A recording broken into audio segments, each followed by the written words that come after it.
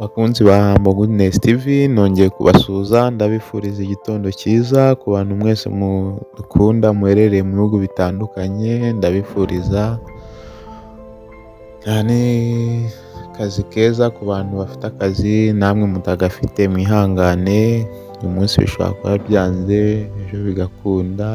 Nimukurikirana ni Humble Goodness TV, njye mugiye kubana nawe ni Hagenimana Adolphe.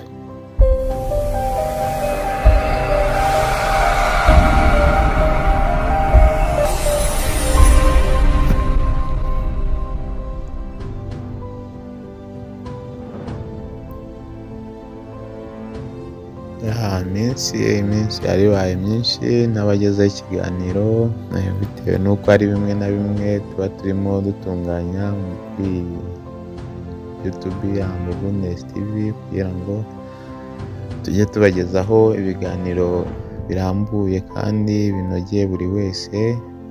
Mu by'ukuri nkaba ngarutse hano mbagezaho inkuru y'akababaro twagize mu muryango, kubura abantu babiri, harimo papa muto wabaga Mozambique mu mujyi wa Maputo, no kubura uwo nita muramu wanjye se cyangwa mu rurimi rw'amahanga bonfrere.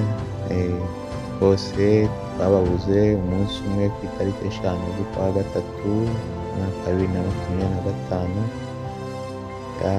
Byari ibintu rwose bitoroshye, kubura abantu babiri mu muryango ni ikintu gikomeye cyane, ukababarira umunsi umwe, ariko Imana yabyemeye kuko urupfu rugomba kubaho, kandi ijambo ry'Imana ravuga ati hahirwa abapfa bapfira Mwami Yesu.